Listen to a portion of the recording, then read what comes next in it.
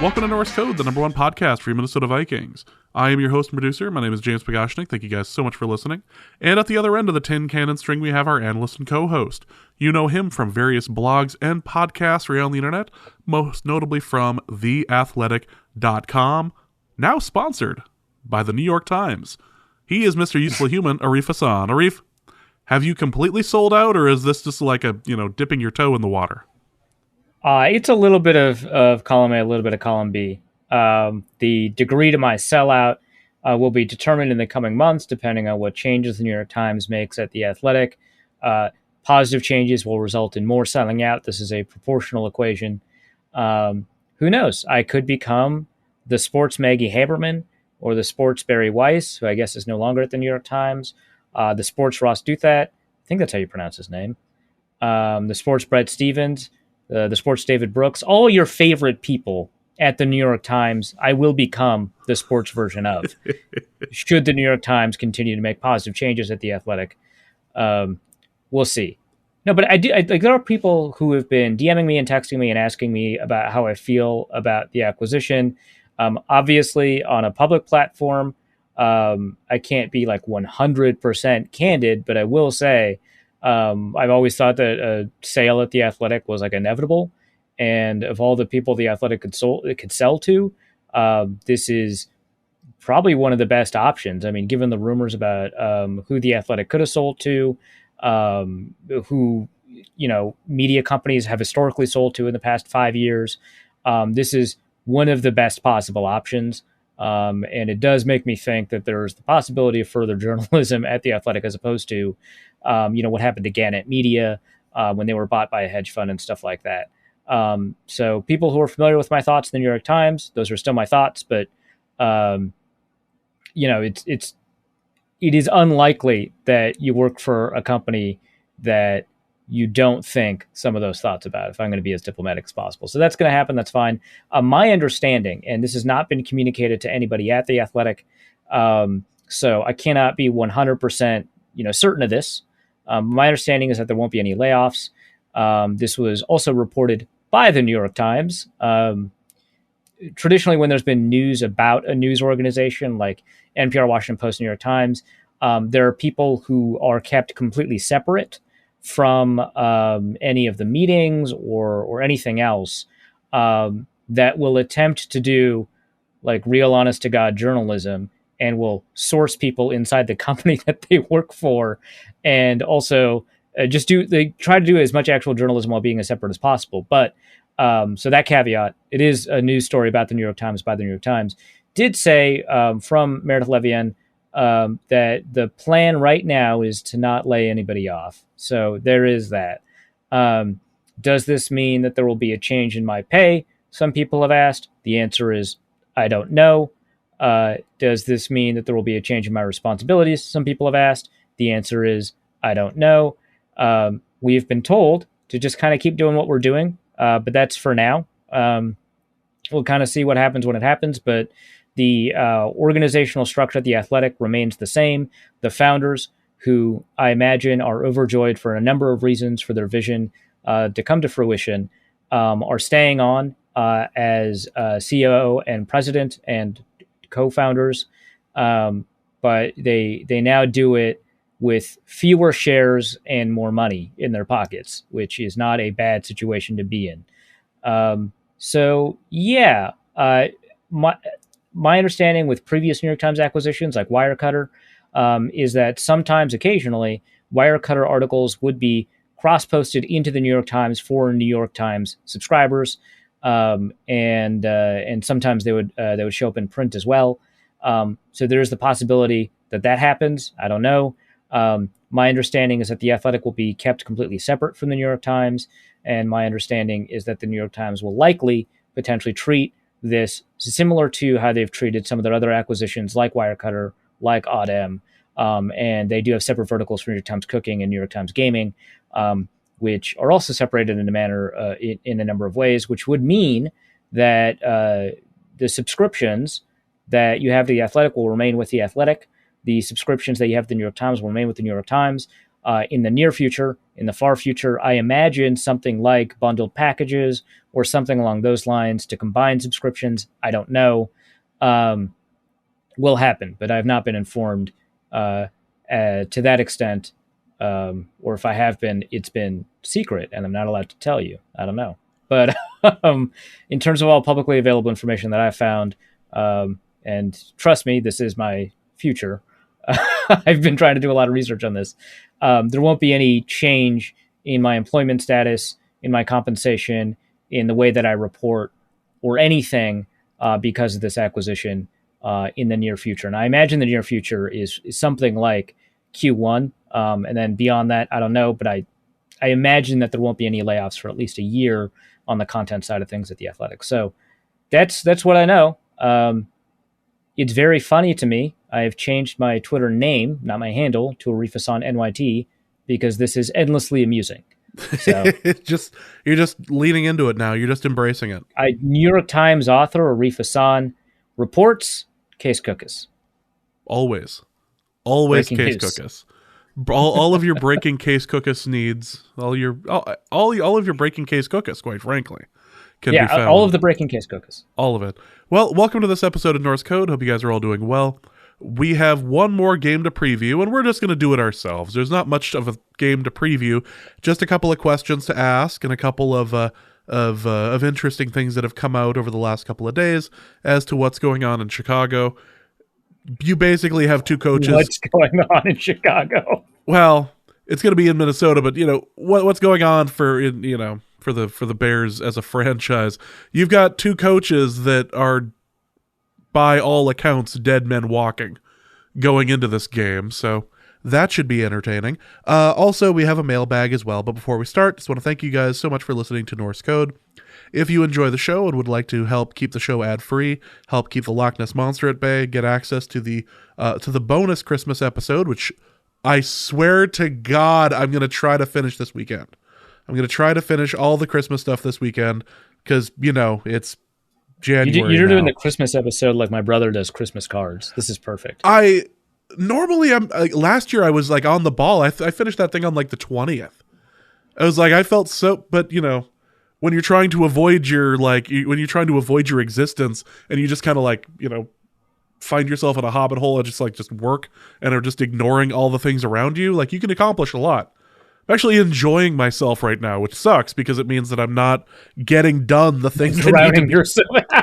Actually, yeah. So, boy, you can take that a number of different ways, but we're just going to go with it. So, patreon.com/NorseCode if you'd like bonus material. Also, you can go to paypal.me/NorseCode as well, or over at Threadless for the merch store at norsecode.threadless.com.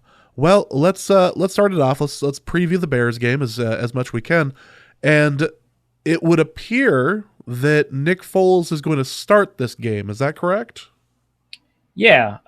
So technically, it is still possible for Justin Fields to play. So for people who are unaware, Justin Fields was put on the COVID-19 reserve list, which ChicagoBears.com says puts his availability for Sunday's season finale against the Vikings in Minnesota, quote, in doubt. So he is a vaccinated player, as far as I know. Otherwise, they are listing the protocols for vaccinated players for no reason. But and my understanding is that almost every quarterback in the NFL, except for the ones you already know about, are vaccinated. So that includes, that excludes, obviously Kirk Cousins, Carson Wentz, Lamar Jackson, and recently found out Aaron Rodgers. Now that Kirk Cousins, Lamar Jackson, Aaron Rodgers, and Carson Wentz have all tested positive, they enjoy 90 days without testing. And so they're unlikely to go on the list again, should they make the playoffs. Anyway, Justin Fields can, if he's vaccinated, return if he's asymptomatic, as long as he meets any of the following criteria. He receives 2 BRL PCR test results that are negative or produce cycle threshold values of 35 or greater. That is in the new agreement that the NFLPA and the NFL hammered out on December 15th. Or if he receives 1 BRL PCR test result that is either negative or produces a CT value of 35 or greater, and receives a negative MESA test result from a test taken within 24 hours of the BRL PCR test, or receives 2 negative MESA test results, period, with a maximum limit of 3 tests taken per day. There's no time restriction on when or when not. There's got to be a contraction there. That for those 3 tests, you can just take them. So you have 2 negative test results. I would find it very funny if he took 6 tests over 2 days and only 2 of them were negative, and they were like, "Yeah, no, for sure, get on the field, bud. 4 positives, 2 negatives. You multiply that out, that's negative, or that's positive. No, you can't even do that." But that would be very funny to me. But yeah, so he had planned to start the season finale. He is not. So it is Nick Foles. That would be very funny to see Nick Foles take the Vikings out yet again. Yeah, because all 3 of these. So Andy Dalton has beaten the Vikings, right? As a Cowboy. And then Nick Foles has beaten the Vikings famously, but Justin Fields is not. So this reduces the Vikings' odds of winning this meaningless game. Oh, by the way, people who might want an interview here with somebody who is more in tune with the Bears, I honestly just didn't want to waste Lauren's time by asking him. It's not like he declined or anything. It's just this game is fairly meaningless.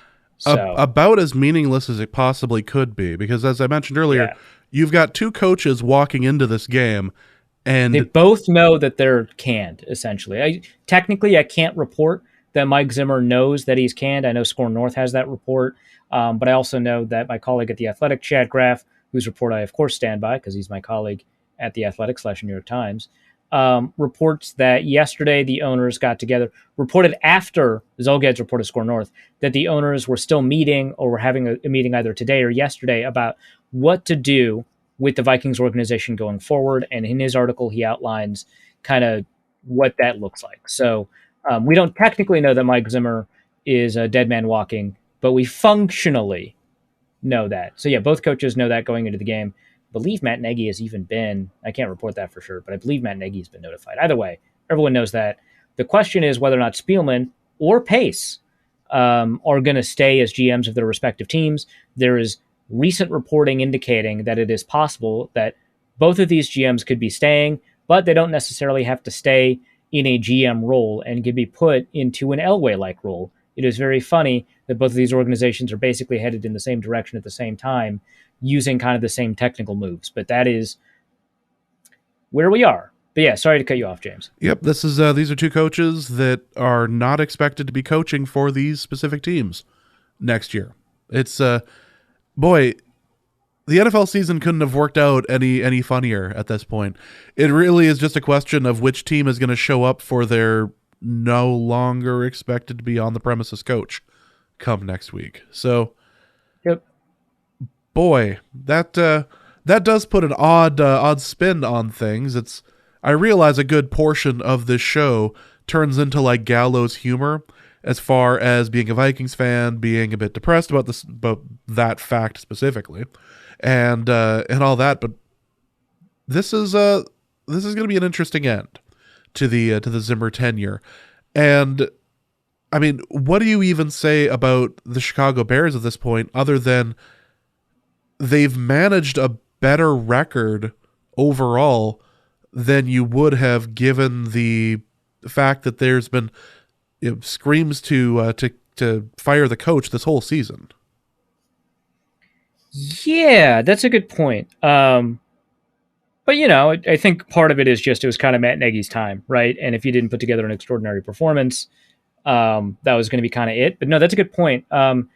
I wonder what their preseason win expectation was, because I wouldn't be surprised if the Bears exceeded that, which is a decent marker for coaching, I think, generally. And sometimes it can be, hey, we didn't expect this quarterback to improve this much. But, it's not like Justin Fields has been playing well. I bullied Lauren into saying that Justin Fields is a bad quarterback. So, it's not as if he's killing things, but yeah. Bears, according to Vegas, their over-under was 7.5. Oh, okay, never mind. So they're under their win expectation, regardless. So yeah, good enough reason to fire Vikings, coach, I guess, but 9. Yep. Another reason to Yeah, so both teams are inevitably under their win expectation for the season, although Vegas doesn't pay that out until the end of the season, so hold on. Um, I put them at like 10, didn't I? Oof. Dang Vikings. Well, But you yeah, you made a mistake about trusting them, and we've since alleviated that in the consciousness of everyone who listens to this show. So that's good. Yeah, that's a good point. what a mess. Well, so what version of the Bears is going to end up showing up this game?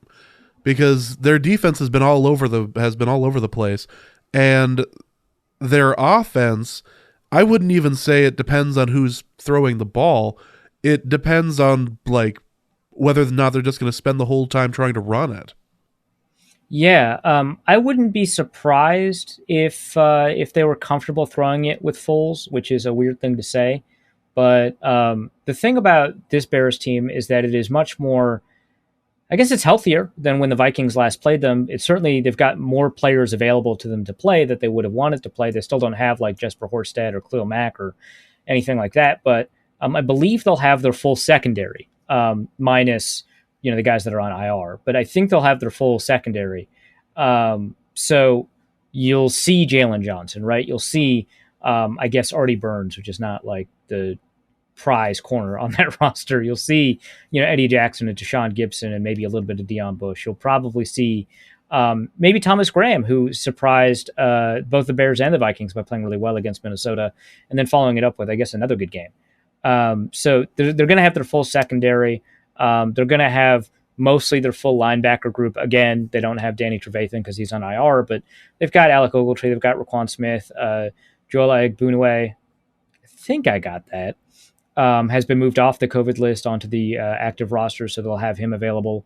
And again, they've got most of their pass rushers. Robert Quinn, of course, is going to be there. That is a much better defense than the one the Vikings faced. Obviously, the Vikings were really abysmal offensively against the Bears. So I imagine that the Vikings will play better, but they still won't, look necessarily good, right? So there's that. Offensively, it's kind of the same story as the last time I think that we looked at it, except instead of Justin Fields, it's Nick Foles. And I would say that is probably an upgrade for now. Like, it makes sense that they played Justin Fields throughout the season, but Nick Foles is currently the better player, maybe. Again, just transplant all of that analysis about their receivers, their offensive linemen. I guess they have the right tackle now. They didn't before. Jermaine Ifedi. He was never a good right tackle, so it's an upgrade, but who knows? I don't believe they have Tevin Jenkins. If they do, that's not great for them this year so far. But yeah, it's not that important. We're going to see probably a heavy emphasis on the run, but it wouldn't shock me if they wanted to throw with Nick Foles, because he's not, as far as backup quarterbacks go, he's no Sean Mannion. And David Montgomery has been good.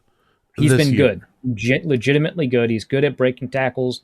He's good at yards after contact. It really just kind of depends on what performances the run blocking unit ahead of him has, which, who knows? Like, that's been pretty variable throughout his career. So, assuming that it is going to be Kirk Cousins coming off of COVID, it would be amazing if Cousins had the performance of his career. That would be so funny. Like 7 touchdowns, 500 yards, just bomb after bomb after bomb. Entering like the exclusive list of the perfect passer ratings, getting over 500 yards, like you said, getting 7 touchdowns and tying a league record for most touchdowns in a game. A record I believe Matt Flynn also has. So esteemed company. We could all do with a little bit more Matt Flynn. Right. Just to slowly become that. Remember, to bring things back to Jeremy Lin, remember when it was called Flynn Sanity? Oh, my God. That was amazing. Anyway, it would be phenomenal if Kirk Cousins put together the performance of his life, which, people call him a stat patter, which I know what you mean by that. And I wrote a story about what that means to be published in a bit. But like, it's also kind of funny, like, cause he's supposed to not have good stats, but honestly, that would be a perfect way to rack up meaningless stats, is to just decimate the Bears in the performance of his life. And it would be great for his next round of contract negotiations. Oh yeah, absolutely. Did you see what I did last game of the year? Come on. I Come on. saved Zimmer's job with that performance. You owe me. Like that sort of thing. Right, exactly. Well, which actually brings up a larger point, because there was a discussion this week as to whether or not the Vikings should be playing their starters, which you normally hear in a playoff team, not in a team that is, well, playing like the Vikings have this year. So, does it make sense for the Vikings to be playing their starters like this in a situation where they could potentially, get hurt, or end up seeing some time off going into next year? I suppose this would mean more if this was happening in Chicago on a Right. field that has claimed a number of knees, Claimed. Yes. or Uh, or at FedEx Stadium, which is just a wonderful place to play, and yeah. nobody has Yeah, ever right. gotten hurt in, or even as a fan, no one's ever gotten hurt or doused with poop water. Or doused with sewage, yeah. Did you see the zip ties that they used? Yes, to I put actually that- I referenced that last episode, actually, I believe. Yeah. Oh my God. That's just like beautiful. the collapse of the fact. First of all, the fact that they're just like regular ass security gates, security barriers, like on the side of a stadium. Like, what did you think was going to happen? But just zip tying them again. Beautiful. You know what? Oddly enough, I'm fine with the zip tying if you put like signs up and you're not going to have any events in there over the next like week. But you got to put a sign up. Like that's right. the only way that works. Yeah, and it helps to not have events. But yeah, Jalen Hurts just being like, "All right, open letter to the Washington football team." Incredible. Anyway, playing starters in this game. I think that first of all, I don't know what incentive Mike Zimmer has to not play starters. So let's just look at this from an incentive standpoint, a really cynical, what's best for me kind of approach, which is if Mike Zimmer is seeking a head coaching job after this, and my understanding is that should he be fired, by saying my understanding, I'm not relying on any reporting or rumors or anything like that. I'm just saying Mike Zimmer is like addicted to coaching football. Like we've asked him in the past, like, what would you do if it wasn't coaching football? And he just responded with some version of coaching football. Like he cannot imagine a life not coaching football. So I imagine he'd be looking for coaching jobs, whether that's as a head coach, and I believe, he'd be qualified enough to earn a head coaching look, or as a defensive coordinator, or as a defensive backs coach, or as a high school special teams coordinator. Like that, he just wants to coach football, right? My understanding is that to be the case based off of who Mike Zimmer is, and adding another win to the column to just marginally increase your career win percentage, that seems like a smart thing to do if you're Mike Zimmer. Playing a bunch of rookies does not help with you in that regard. And if it does help you in that regard, it looks really bad for you, doesn't it? Right? That doesn't help at all if the backups that you put out there play better. So it's kind of a lose-lose proposition in the case of a win for him to put out backups. But also, he has no obligation to the future coach. Like, why would he showcase, the potential of the rookies for the benefit of the future coach? From the players' perspectives, if you want to help your players out, the ones with incentives in their contract would certainly probably want to play. Now, obviously, you can just choose to pay out incentives. Teams can actually do that, but they won't be logged as likely to be earned incentives, unless I'm missing something, likely to be earned incentives for the next contract that they negotiate. And that's important for two reasons. One, it impacts cap structure of the team signing them, but two, more importantly, they get paid up front for likely to be earned incentives as opposed to unlikely to be earned incentives. If you earn an incentive, it actually impacts your that was not marked as likely to be earned. It will impact your team's cap the next year, which is why the Vikings released Antoine Winfield, which is shameful. Back in 2013 or something like that? Terrible move, right?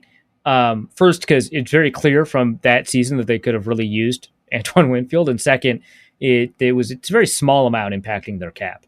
But anyway, all of these play a role, and the rookies do not have incentives negotiated into their contract structure, except for ones that are kind of on the boilerplate contract, which they wouldn't be able to meet at this point anyway if they hadn't been playing for the majority of the season. So there is that, right? That if you want to help out the people that got you to where you are, the veterans that have been with you year in and year out, probably help them meet their incentives because it allows them to be paid up front, negotiate better contracts, and get them paid right now if the Vikings choose not to pay them, right?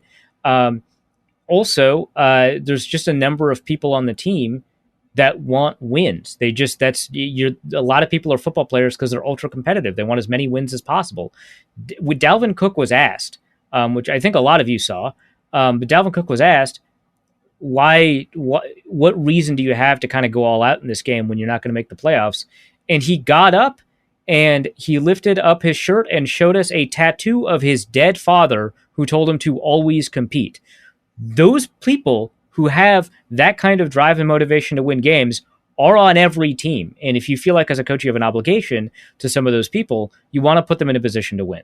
So that's another reason to play your starters, right? So there's those kind of cynical reasons, there's those reasons for your team, and then also if Mike Zimmer can kind of presuppose, and I think he is finally seeing the writing on the wall, as we saw from, I guess, the interview that Paul Allen did with him, but if Mike Zimmer presupposes that there's any chance that he is coaching the Vikings next year, he would want to, and this is who he is, and I don't think that there's necessarily an argument against it. Obviously, there's the counter argument that you want to improve the draft, the draft slot, right?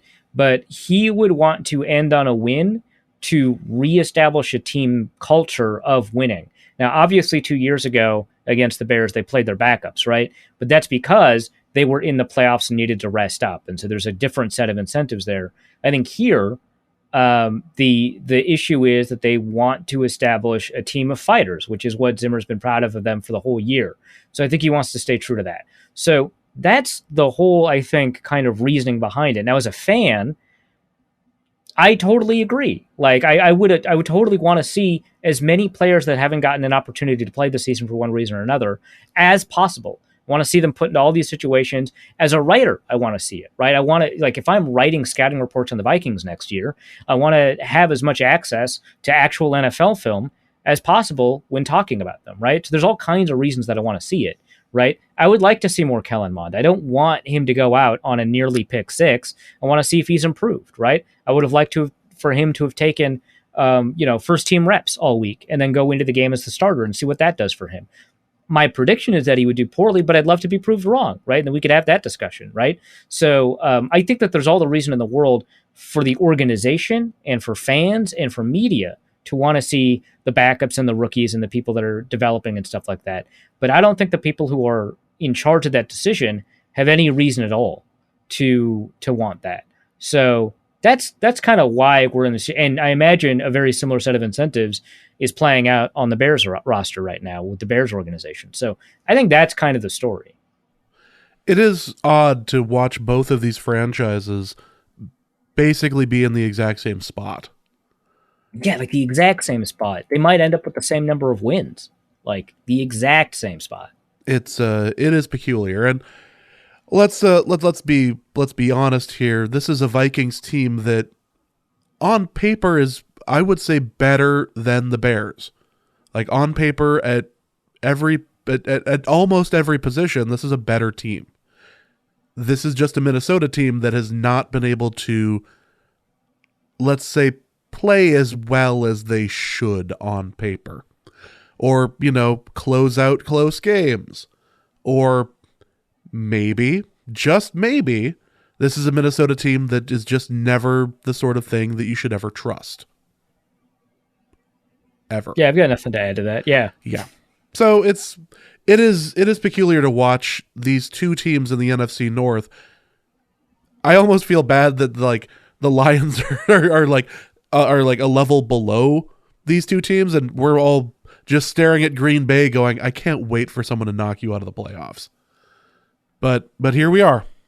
So I don't know if there's much to add on this other than, Justin Jefferson's going to be out there. Obviously, Adam Thielen is not. Does this, during the first game, Adam Thielen was playing. As far as if Kirk is actually just going to go out and just bomb this one out, is KJ Osborne going to end up being like a major factor in this? Yeah, actually, I think so. And that is a situation where you can kind of combine both of the elements that we're talking about, right? Where you want to play players that will put you in a position to win because of all the reasons that you think winning is important to you right now, whether it's for a cynical reason like, improving your coaching search the next year, or if it's for kind of a more uh, coaching related reason, which is, establishing a culture of winning. But also it plays into we want to see a little bit more from, the backups that haven't had a huge chance to play, the developmental players and stuff like that. And I think KJ Osborne is the perfect mix of both because I think, if he can develop into a wide receiver too, right? That's going to be so much better for I mean, obviously, the better he is, the better it is for the Vikings. But specifically within the situation that they have in mind, that's going to lift a load on the Vikings with a lot of needs to fill in the next coming couple of years. So assuming a new coach and a new GM come in, they're obviously going to want to figure out this cornerback situation because I imagine Patrick Peterson does not re-sign with the Vikings without Mike Zimmer there, right? And so that means you need three corners, one to replace the departed. It sounds like he's dead. The departed Bashad Breeland, one to replace Mackenzie Alexander, who did not have a good season, and one to replace Patrick Peterson, who had a good season. And at least have someone compete with Cameron Dantzler, right? Like maybe you only need two, but I think you need three to compete with Cameron Dantzler. If you also add a future wide receiver two, or a wide receiver one-ish player that can take pressure off of Jefferson or whatever you have, if you can take that off the table or move it down the priority list, that's great because there's so many resources the Vikings have to invest in everywhere. And I haven't even talked about quarterback yet, but you need a linebacker to replace Anthony Barr. You need to figure out what scheme you're running so you don't know whether or not you need specifically an Anthony Barr type player, right? Which, there's only so many Anthony Barrs coming out of the draft. Like, obviously the best example right now would be Micah Parsons. And like, how many of those are you going to find, right? So, you're going to need to figure out what scheme you're going to run. And so you're going to need to replace Anthony Barr with a linebacker that'll fit within that scheme, right? So that's three cornerbacks. That's a linebacker. Xavier Woods is hitting free agency. So that's a safety. You're going to need an edge rusher opposite Daniil Hunter. You might want to figure out if you want a three technique, if you're running a new scheme instead of two nose tackles. So if you can take wide receiver off that list, that's great. And, one way to find that out is if KJ Osborne gets a ton of snaps in this game. Who on this offensive line that is going to start on Sunday is still going to be there starting next year? Obviously Brian O'Neill. After that, Christian Darrisaw, and I think it's an open book. I think it's very likely that Ezra Cleveland would continue to start at left guard, but I think that that's not a 100% certainty. I'd put it at like a 75, 80% likelihood, maybe higher, but that seems about right to me. And then center and right guard are obviously, completely open. Like Wyatt Davis is obviously going to be competing for the right guard spot, but given that he didn't see any snaps and wasn't I guess he was active. He did see, that was Christian Darrisaw, never mind. But he was either active for no games or active for very few games, and was behind the depth chart of players that were safe to put on the practice squad. I would not mark him as a 100% successor at the right guard position. Then obviously you have to figure out center. Maybe Mason Cole continues to play center. That's not the worst thing in the world. But that's an area where I'd say, hey, if we didn't have so many needs, I would consider an upgrade there. But given how many needs the Vikings have, I would wait on that because Mason Cole seems functional there. Garrett Bradbury, we were waiting, like I mentioned in the last episode, we were waiting on whether or not his resurgence after getting benched was true. Looks like it's not. We'll see, but I would venture to say that the Vikings are probably replacing him. So that's probably two spots, but really one that you're going to place a higher priority on, and one where if you see an opportunity, you go and get it. But the other three, I think, are you're almost certainly keeping those tackles, and you're probably keeping that left guard. So that's the offensive line you have going forward. And honestly, that's a better situation. Like needing two starters, please, much better situation for the Vikings than it has been for most of the balance of this past decade. Well, is there anything else to add before we finish up this quote-unquote preview of the game? I realize that this is a very abridged version than we normally would do, but this is a funeral for two teams. Look, I was asked by my employers at The Athletic, specifically, if I wanted to contribute to live blogs for the games occurring after the Vikings game. it's not important for me to write off of the Vikings-Bears game is what I'm getting at. So I can't imagine it's important for a lot of people to watch it. I can't imagine that this preview section is incredibly important, which is why I didn't want to waste Lauren's time.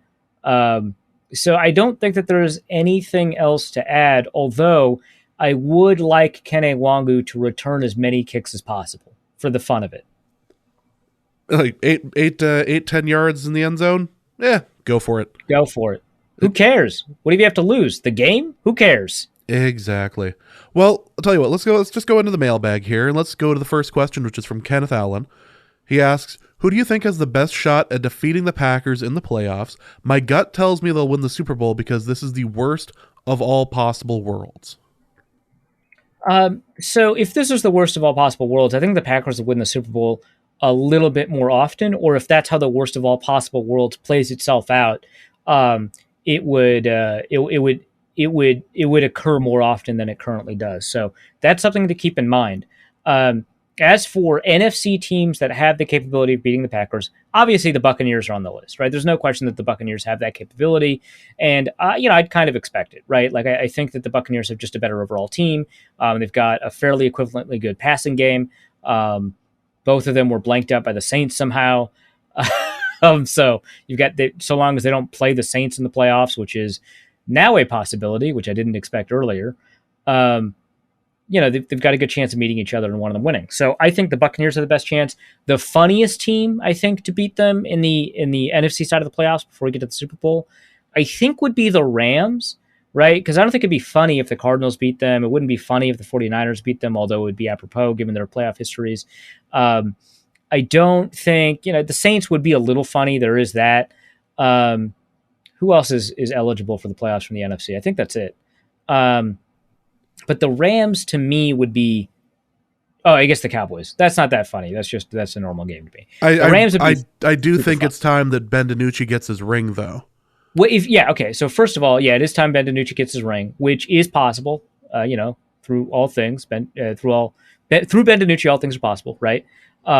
So it is possible the Cowboys win a Super Bowl because of the spirit of Ben DiNucci carrying them forward, or literally Ben DiNucci playing and leading them to a Super Bowl win. I knew that his story wasn't done, right? Well, people were talking about when he got benched for Andy Dalton, 2 years ago. They were like, Arif, this Ben DiNucci take, I don't know.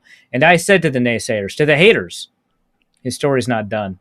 It could be a Nick Folesian-like run for a Super Bowl, but unlike Nick Foles, he will remain a good quarterback after the Super Bowl. So that's possible. I just want to see this. I just want to see the statue of Ben DiNucci outside. Oh my God! Actually, it would be so. Obviously, the Cowboys have won too many Super Bowls to put a statue of a backup quarterback outside their stadium. But if he beats the Packers on the way to the Super Bowl, non-zero odds that we get a Ben DiNucci statue outside of US Bank Stadium. Is all I'm saying. He doesn't become a Ring of Honor member, but he does get. He just gets the statue. He does get the statue. But yeah, the funniest team is probably the Rams because Matthew Stafford has been having an awful 6 weeks or something like that, right? All he does is throw pick sixes at the moment. It's beautiful. And the defense is just so good that it's like trying as best as it can to compensate for it. Right. It's Matthew Stafford at one point was leading the NFL in expected points per attempt. Has the most productive receiver in the NFL to throw to in Cooper Kupp. Probably a top 5 receiver, right? It's hard to not be a top 5 receiver with those stats. And a fairly good running game and a fairly good offensive line. And he just can't help but throw into triple coverage. It's so beautiful. So if Matthew Stafford somehow immediately and instantly gets out of his slump for the playoffs, a thing Matthew Stafford has a lot of experience in and definitely gets up for, that we know historically based on the career of Matthew Stafford. If he gets up for the playoffs and puts in an insane Joe Flacco-like playoff run, that would be hilarious. Matthew Stafford beating Aaron Rodgers in the playoffs when he's like almost never beaten him, if never, maybe. In Lambeau? Oh my God, yeah.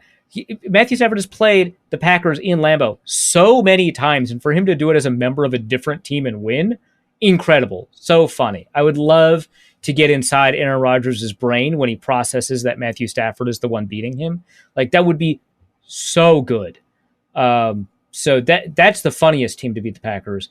And I don't know that we live in the worst of all possible universes. Certainly on a universe scale, this is on the low end. But we certainly live in one of the funniest possible universes. So this is entirely on the table. All things are possible, as a man once said. Resigned Sigh asks, Mannion throws a football. How long does it take to reach the defender covering his target 15 yards down the field? Also, how is it possible the ball is slower when the wind is at his back?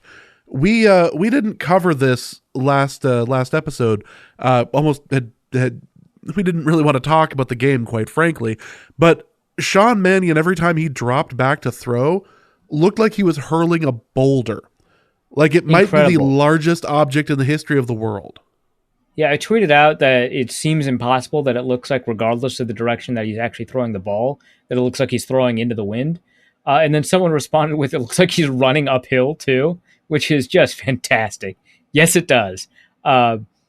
This man is subject to invisible forces we cannot see. And honestly, the courage it takes for Sean Mannion to fight the individual demons literally holding back his arm every time he throws deserves a medal for the courage and bravery that he shows. So I don't know, man. His arm is like literally not credible. It is incredible what he puts out there. 15 yards down the field, if it is a throw down the middle, I would say it probably takes about 4 hours to get there. But if it's a throw outside the hashes, that might be an hour per yard, right? He might still be throwing that. So that's, I think, the math there. And then kind of whatever angle you have to kind of adjust your timing for. But yeah, Sean Mannion is a gift to the world of evaluating arm strength.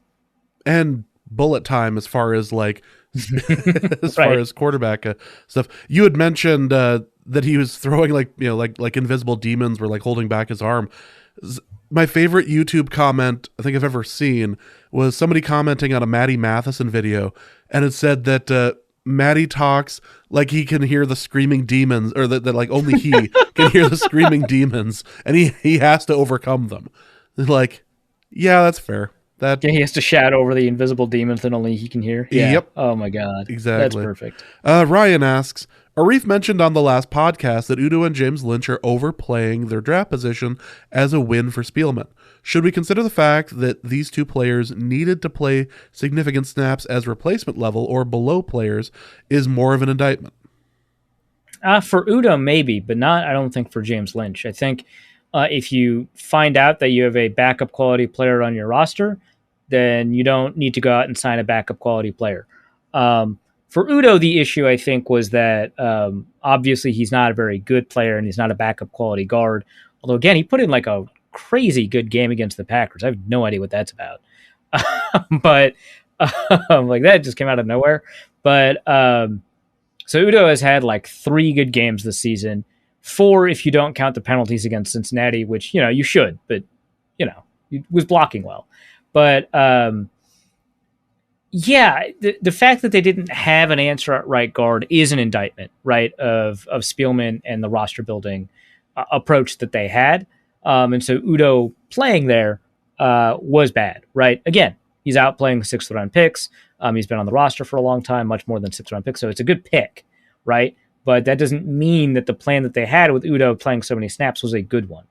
I think having James Lynch and judging that you don't need someone to replace him is not that bad. And honestly, the issue is more like they had like James Lynch was the 5th or 6th defensive tackle, but they had to play defensive tackle at defensive end, and that changes kind of your defensive tackle depth chart a little bit.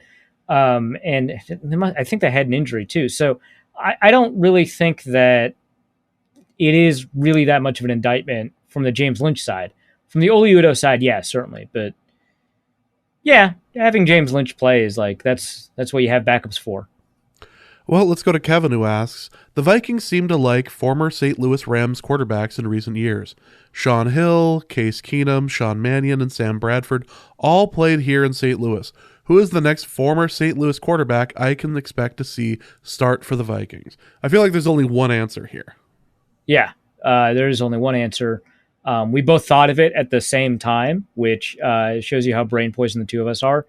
Jordan Ta'amu, the the most recent quarterback to play for the St. Louis Battlehawks. Yep. He's a former Ole Miss quarterback. He was backed up by Nick Fitzgerald, who is a Miss State quarterback. Your quarterback of the future is a strong-armed, fairly athletic SEC quarterback that started for a couple of years. That's right, Jordan Ta'amu. And he's available right now too, which is great. Yeah, he was on the practice squad of the Panthers, who collect minor league football players like it's their only purpose in life, which is really fantastic. And they recently made the mistake of letting him go 2 days before recording this podcast. So the Vikings can put him on the practice squad immediately. I wouldn't recommend that. I would just put him on the 53-man roster right now. Just get that out of the way. It's time. Yeah, it's time. It's time. Honestly, start him against the Bears. Just, put him out there. See what you got. It's, it kind of leads into this next question from Kyle, who asks, what do the Vikings gain by starting Kirk Cousins on Sunday, especially when Jordan Ta'amu is available?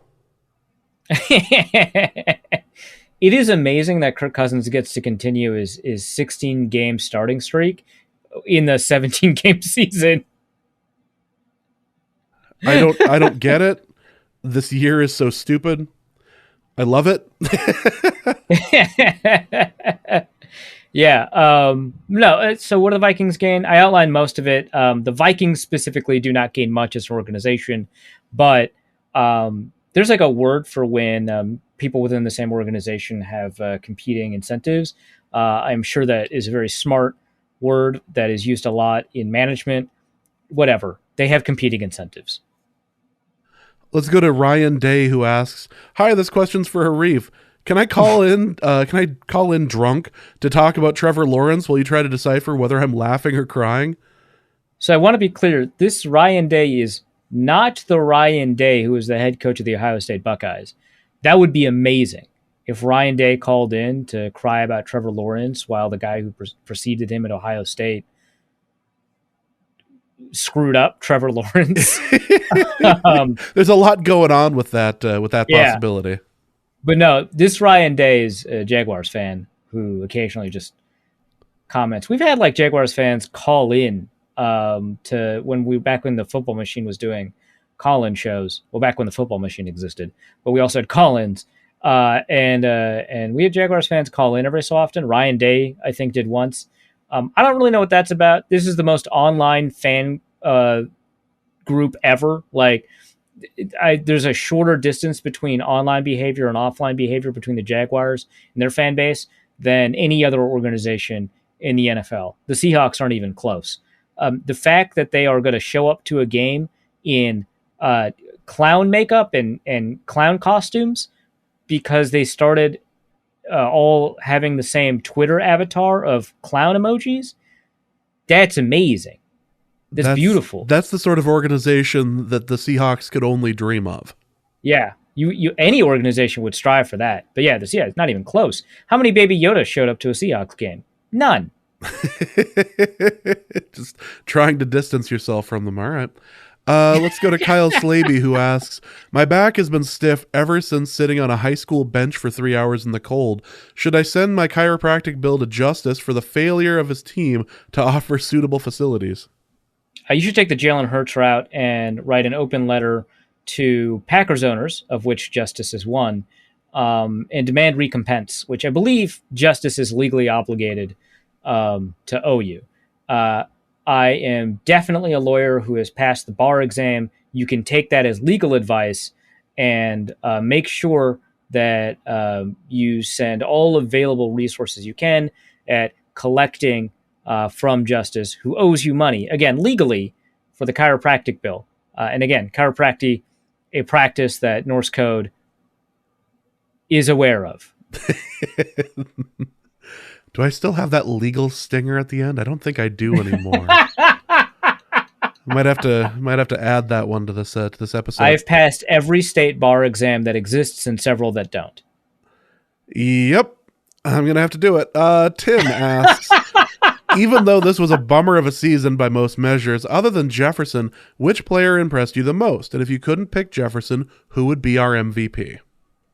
The player that impressed me the most, I think, was Michael Pierce, both from an expectation standpoint and from a literal performance on the field standpoint. It wasn't just that he exceeded expectations, it's that he played out of his mind. Now, he only played, 8 games this year because he had the elbow injury that really limited things, and he was put on IR for a brief moment because they thought he'd be back sooner than he was. But when he was on the field, he was fantastic. So someone asked for a Michael Pierce and Dalvin Tomlinson on-off split, which thankfully I have the tools to be able to reproduce. So I tweeted that. I'll link the tweet because reading off stats on a table does not very well translate on podcasts. But in terms of total play against the pass, when both are on the field, the defense gained 0.19 expected points per play. This is, again, positive for the defense. And when they're off, the defense loses 0.07 expected points per play for a difference of 0.26 expected points per play, which for people who are unfamiliar with the metric is absolutely enormous. That is an incredible difference. A similar for just Pierce on and off the field, 0.21 expected points per play versus negative 0.07. Again, this is on passing plays. And then for Tomlinson, plus 0.03 versus negative 0.05. So all of them, both together and individually, have solid on-off splits against the pass, against the run. Same story for Pierce and for both of them, though not for Dalvin Tomlinson, where Pierce gains you 0.15 against the rush versus a defense that without Pierce only gains 0.02. So that's a difference of 0.13. And then with that's for both. And then for Pierce, it's 0.13 when he's on the field and negative 0.03 when he's off the field. So the defense is actually allowing expected points to offenses. Offenses gain expected points running the ball when Pierce is off the field, which is pretty rare. In fact, I believe in total, only 2 defenses this year have allowed positive expected points to opposing offenses that are running the ball. So that is huge, I think. For Tomlinson, there is no difference, 0.02 in both situations. So again, I'm going to link the tweet because that is a lot of numbers, but it demonstrates the immense value that Pierce has, although I will caveat that on-off splits in football are very difficult. The difficulty is multiplied for a player who misses games like Pierce did, and it is multiplied even further for a player who plays situationally like Pierce, who is a nose tackle. Now, expected points versus, say, yards per carry or something like that is a little bit more stable in that regard. But it is important to note that Pierce is not on the field on 3rd and long. Now, mind you, they don't run the ball all that often on 3rd and long, but it is a negative play for the offense if they do. And it just so happens that Pierce, doesn't get to benefit from that or doesn't, hurt himself that way. So that's all. Those are pretty important caveats because it's notoriously unstable. So I will say that. But I think that the differences here are so vast and they match up, I think, with what we see on film, that it is important to say that. So that's the Michael Pierce spiel. Would he be the MVP? No, because he only played 8 games. I think the numbers sort of support maybe Dalvin Tomlinson in that respect, but I don't think that I would. And again, I don't love the idea of the MVP going to the literal most valuable player. That would obviously be Kirk Cousins because he's a quarterback. It would be the quarterback for most teams. So I don't want to go there. Obviously, by the parameters of this question, I can't go with Justin Jefferson. So defensively, I would say, because I don't think offensively you can say that anyone, because Brian O'Neill didn't play up to that level this year. I wouldn't say Adam Thielen did. I wouldn't say that Dalvin Cook did. Although Dalvin Cook played well, I wouldn't say that he played up to that level, especially given the games that he played while he was injured. He wasn't very good. CJ Ham had a pretty good year other than the Green Bay game. Yeah, there's one game where I thought that CJ Ham wasn't doing well, although he was targeted a little bit too much in that game. I'm trying to remember what it was, but it was just like, stop targeting CJ Ham. Everyone's bought into the myth of CJ Ham, and it's going horribly. I don't know what you're talking about, person who owns a CJ Ham jersey and a CJ Ham shirt. Right. He names his teams after CJ Ham. I don't think I have. There's at least one year where you named one of your Norse Code League teams after CJ Ham, right? Oh, yeah. The ham package. The ham package. Yeah, you're right. Okay. Yeah. The ham package. Yes. In Norse Code League 2, the ham package has been in existence since it okay. Yes. Right. So there you go. So I'd say on defense, it's probably Harrison Smith, who I think has played better than people would kind of think based off of like things like interception numbers and stuff. I thought he's played very well. I don't think he's had very many bad games. Eric Kendricks, I thought was having a bit of a down year. Then he missed the Pro Bowl. Then a bunch of Vikings fans complained that he missed the Pro Bowl. And then he proceeded to have like the 2 worst games of his career right after that. Like, Jesus. That sucks. I'm sorry, Eric. But I don't think it's him. Anthony Barr would probably be most improved. He played lights out for a bunch of the games this season. Obviously, he can't be MVP because he missed a bunch of games too. But man, did he actually play well when he actually played? It was an interesting way to go out. So those are my thoughts. I'm sure we'll have a more complete season recap. Maybe we'll do an awards show next episode. I don't know. But we'll have a more complete season recap at some other point that is not this mailbag question. Let's go to Raul, who asks, much has been made of how Kirk Cousins handicaps the Vikings.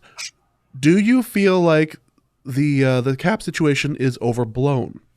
It seems the Vikings retained everyone they would have had to retain and signed some high-profile free agents. The one high-profile player they missed out on that I can remember is Trey Hendrickson. And let's face it, Minnesota isn't a desirable place to live for most free agents, even with ample cap space. So shout out to Rahul, who emailed in answer to my question, if there are any neurologists listening, are beta and theta waves real? Can they impact your performance? And does sports science regarding beta and theta waves actually mean anything, given that the high number of questionable or untested medicine within the realm of sports science? He emailed back. He said that those waves are real and that also there's not a ton of research, I think, on them. Sorry for misquoting you if I did. But he also reiterated, sports science is kind of weird, so maybe don't always trust everything that they say. So shouts. I knew we had some credible people. Again, I don't have a degree. The only people who have degrees are the people who email us. I mean, well, James has a degree. I have a degree. Yeah, James has a degree. Sorry. Does Dusty? I don't believe so. Clearly doesn't matter. as the most educated people are the ones that email us into the show and ask us questions about CJ Ham. So that I will. Okay, you know what? Fair. Yeah. So shouts. I will say a couple of things. One is that the high-profile players that quote-unquote miss out on is impacted by the ones that they go after, and they can only go after players that they feel they've got a chance to land. They don't have a ton of cap space. They will not be going after those players. So that's an important caveat, right? They did land Patrick Peterson. They did land Dalvin Tomlinson. So it's not as if they missed out on every possible free agent under the sun. But, I think it is relevant that they never felt like it made sense for them to pursue Trey Waynes, right? Who I think a lot of Vikings fans would have loved to have paired with Patrick Peterson this year. That I think would have made a world of difference. Me, a Trey Waynes hater, right? That would have been fantastic to have an average to above average cornerback who is clearly, not healthy and not playing well for Cincinnati, but who knows what would have happened if he had stayed in Minnesota, right? So, that I think is something to keep in mind when we discuss like contract situations, right? The contract situation regarding Anthony Barr, Barr played really well this year. That is a player that you might have wanted to retain, but now you can't, and now you're going to take a $9 million dead cap hit to get rid of him, right? Because of the way the void year contract works. So that's something to kind of keep in mind. If they didn't go after Trey Hendrickson, they would have gone after probably another edge rusher. Now, I don't know if that edge rusher is impacted by the fact that Danielle Hunter is demanding a deal and that Danielle Hunter might not like it if they sign an edge rusher to be paid more than him. It's kind of how it goes sometimes, but like Ray Edwards was like super upset that they paid Brian Robinson more than him, even though he's an internal free agent, not even a free agent from outside, which worked out for the Vikings. But like, that's just something to keep in mind that this happens. But they might have been able to go after a cornerback with a longer contract or a younger cornerback instead of Patrick Peterson, right? They might have be able to go after someone besides Bashad Breeland to put in there along with Patrick Peterson, right? So they didn't just miss out on the guys that they specifically pursued. They missed out on the opportunity to pursue other players, right? So that's something to kind of keep in mind of that cap situation. So it involves some player retention stuff. It involves actual player acquisition stuff. And maybe they go after somebody like Joe Thuney if they have a ton of cap space, right? But they didn't, right? They're like, we're good with Ole Udoh. So that's all, I think, part of it. As for whether or not Minnesota is a desirable place to live for free agents, I think that plays a role. I think that plays a smaller role than something like tax burden, right? Because you play 8 or 9 of your games in Minnesota, and that impacts your taxable income. Obviously, your away games impact your taxes for the states that those away games are played in, and so that's a little bit less important. That plays a role. But like a lot of athletes that play for Minnesota don't live in Minnesota, and that's particularly true for football because you only play a quarter of the year. Now, mind you, it's the most miserable quarter of the year to live in Minnesota, but you only play a quarter of the year and you live 3/4 of the year somewhere else. Like Jared Allen lives in Arizona, I think, right? So I think he always lived in Minnesota or lived in Arizona. Yeah. So, that's something to kind of keep in mind. And a lot of athletes who don't initially plan on living in Minnesota do end up living in Minnesota. I think Brian Robinson's a good example of one of them. He just fell in love with hunting and fishing, so it's a great state for that. Kyle Rudolph, I think, still lives in Minnesota, I want to say. And then a bunch of Green Bay athletes actually live in Minnesota, too. So, I don't think that one actually plays as big a role as some of the other considerations, like coach, like scheme fit, like the facilities, which Minnesota's way ahead on, like tax burden and stuff like that. So, I think that the primary issue actually is still the Kirk Cousins cap space issue, because you can pay yourself out of a lot of these problems, right? Like, oh, I don't like living in Minnesota. Really? How does an extra $3 million a year sound? Like, yeah, I could stand to live in Minnesota a quarter of the year. Well, let's go to Derek McKenzie, who I believe was at the Seattle live show. I believe he was one of the followers that we got there. So Derek McKenzie asks, here in Seattle, there's much talk of Adrian Peterson as a running back coach. He is being attributed with the turnaround of Rashad Penny. Sure. Do you believe that Peterson has what it takes to whip a backfield into shape? So when I was reading this question for pre-show preparation, I did not catch that. Ace job, Derek McKenzie, ace job. Absolutely not. Athletes that are good at what they do and are intuitive, right, make bad coaches. Michael Jordan, famously bad coach, right? Brett Favre, would you hire him to be a quarterback's coach? I wouldn't.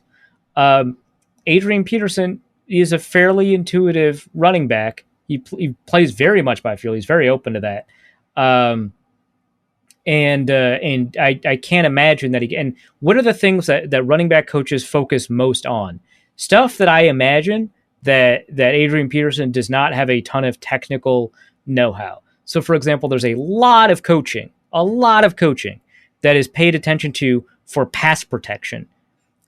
Really? Adrian Peterson? Really? What about running routes? That's a fairly technical skill that you would want your running backs coach to be able to teach running backs. Not sure Adrian Peterson has that. What about catching the ball? What about coaching on how to catch? Not sure that Adrian Peterson has a ton of that. What about ball security? What about not fumbling? I want Adrian Peterson to give a big talk on A, not fumbling, and B, running out of shotgun. Yeah. Just run out of, this is how you run out of shotgun. Me, Adrian Peterson. So no, absolutely not. No way. Why would you think that? Sorry. I know this isn't your opinion, Derek McKenzie. This is a broad, why would you think that generally? And also, is he being attributed with the turnaround of Rashad Penny? If Rashad Penny says that, fine. That's cool. But that's probably he's giving him tips and tricks, right? It's probably not. He's full on coaching him. Here's how your footwork should be when you're approaching the line of scrimmage and stuff like that. And if it is, great for Adrian Peterson. That is not enough to be a full-fledged coach. So maybe he could be like a backup quarterback who does a bunch of stuff on the sideline and teaches you the offense. Maybe he could be that for running backs, and that would be a very funny role for Adrian Peterson to fall himself into. But there's so much stuff involved in coaching that my understanding is that he does not have a lot of technical know-how on. Well, let's go to Logan, who asks, with the New York Times buying The Athletic and Arif Hassan becoming a New York Times writer. Has he officially sold out? What reactionary opinions can we expect from him? Who can we expect to co-write his first piece with? Thomas Friedman, Barry Weiss, or David Brooks? Well, Barry no longer works for the New York Times, so scratch that, thankfully. Thomas Friedman, because I cited him a lot in high school. That would be funny. I'll talk a lot about globalization 2.0 and leveling playing fields, or is it 3.0 now? I think he might be, I don't know. He has version numbers for globalization. I'm sure he's cooking up one right now. Yeah, we'll talk about leveling playing fields. We'll talk about how outsourcing is actually good, and how the Vikings should outsource their scouting operation to the United Kingdom. Yeah, that sounds right. Yeah. That sounds good. And really just kind of cost control their labor as much as possible. Maybe find ways to avoid organized labor or something. I don't know. So certainly we can get something going on that co-written piece. As for reactionary opinions, probably, yeah. Now I got to think. It's probably a resurgence to running the ball. I think, have we underestimated running the ball in investigation by Arif Hassan? Are we paying running backs enough? Are we paying running backs enough? Yeah, for sure. 1 billion running backs. I know Iglesias is not a New York Times writer, nor has he ever been, from my understanding, but he carries the spirit of one. 1 billion running backs. It's about time. Nathan asks, how much credit does Arif give to his name being positively associated with the New York Times in his belief in Ben DiNucci? Oh, yeah. I mean, through Ben DiNucci, all things are possible, right? So yep. 100%. Does this association finally get him over the line to be an honorary JMU alumni? And is there a Pulitzer Prize for hot takes or Twitter arguments? Now that I'm a New York Times writer, there will be, and I will win it, and I will get to be an honorary JMU alumni. Alum. Alum? Yeah, alum. Sorry. The question confused me. Well, I'm already embracing the spirit. Exactly. Let's go to Nolan Kaler, who asks, question for James's Urdu corner.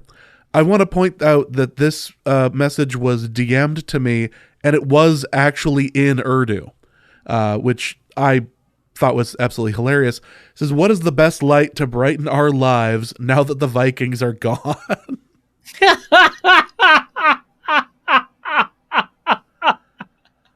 The answer is Ben DiNucci. Always has been. Or maybe Case Cookus. Well, so Ben DiNucci, remember, born to play football. Case Cookus, born to play quarterback. So, whichever kind of spiritual direction you feel yourself move towards. Like a sexy orange, which that is exactly how it's written, asks, do you ever plan to write a book, fiction or nonfiction? If so, what about? Oddly enough, as per the previous question, Nolan Kaler suggested that Arif write my biography, but would probably be a little bit exhausted due to the word count involved. There would be I would have to cut so much, and I'm just not built for that. Cutting words from a piece. Sorry, I want to be clear. I'm not built for that. How do I clear any of this legally? Oh, great. I just got a message about what to do with my athletic options. Great. Cool. Sorry. Yeah. Do I ever plan to write a book? Yeah, kind of. I actually talked to a fiction book editor about writing a book, and I kind of outlined my plans of what that would look like and stuff like that. Didn't get around to more than structuring it.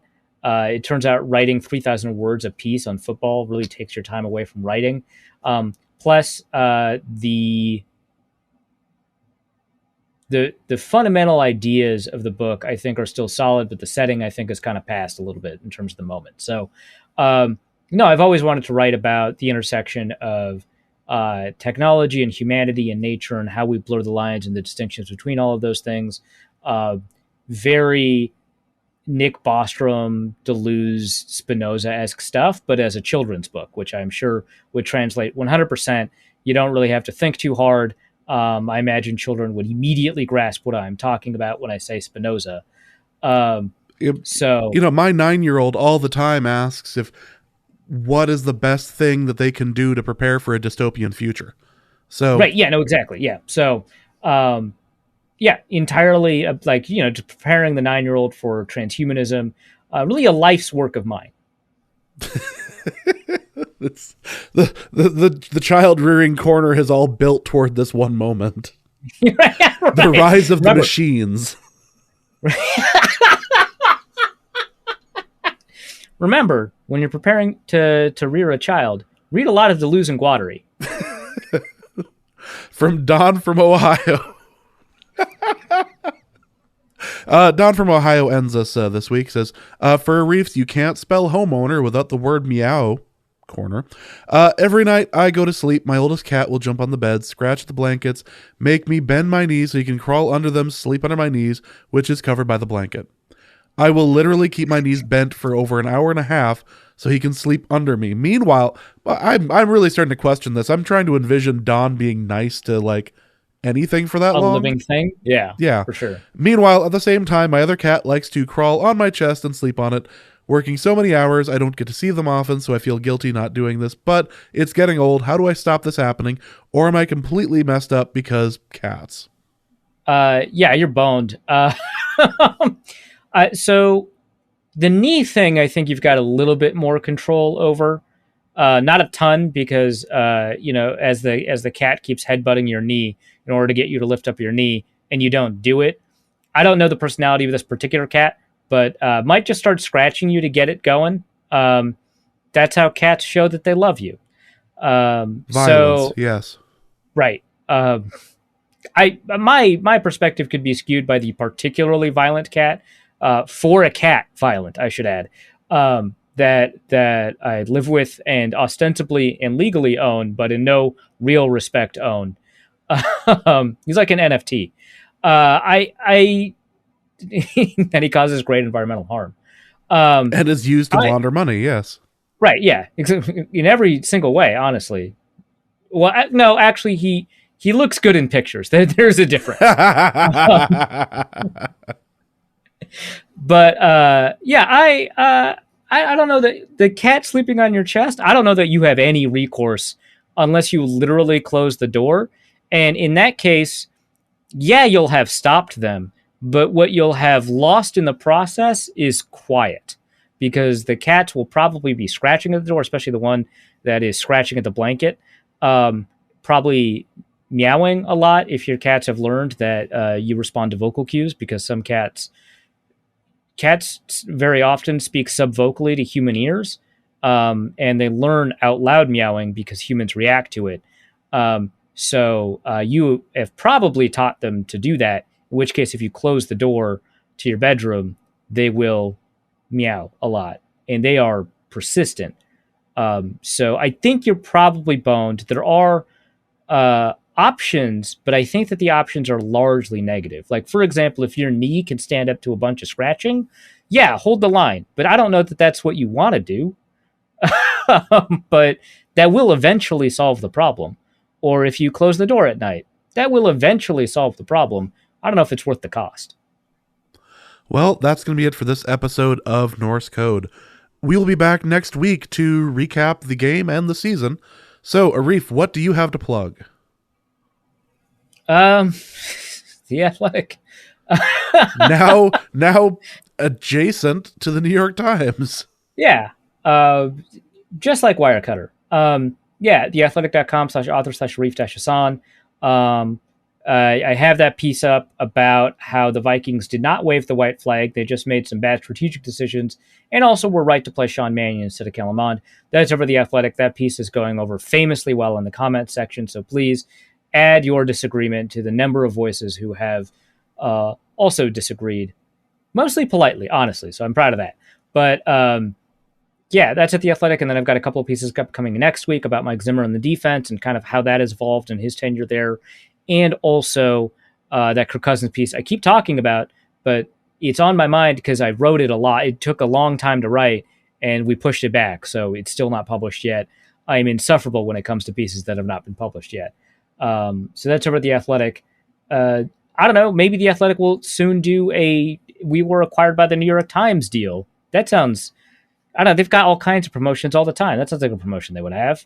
Might as check well. that out. Might as well. Well, that's me for this episode. We will see you next week. So for Arif, my name is James. Thank you guys so much. And please remember, the Vikings are not to be trusted. And we will see you next week. Norse Code is the largest and only division of Norse Code LLC. You can find Norse Code on the Daily Norseman, SB Nation's Vikings blog at dailynorseman.com. You can also find it on iTunes, Apple Podcast, Spotify, Stitcher, Google Play, and wherever fine podcasts are aggregated. Our Vikings blogger extraordinaire and generally useful human is Arif Hassan of The Athletic, and he can be found at Arif Hassan NFL. I am your producer and host, and my name is James Pagoshnik. You can find me at the show's official Twitter feed at NorseCodeDN or my personal account at Big Mono. If you'd like to donate a few bucks to the show, you can do so in a few different ways. You can go to patreon.com/NorseCode and donate there. For $3.50 a month, you get bonus material and more.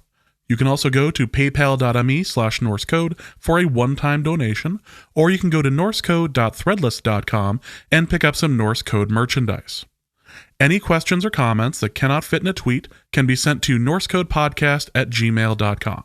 On behalf of the Norse Code staff, thank you so much for listening. Our formula is this. Hey, all things are possible through the power of Ben DiNucci. Also, as a special message to Luke Braun, since we didn't do it on the show proper, Arif wanted me to tell you that he thinks that your bunnies are too good for you.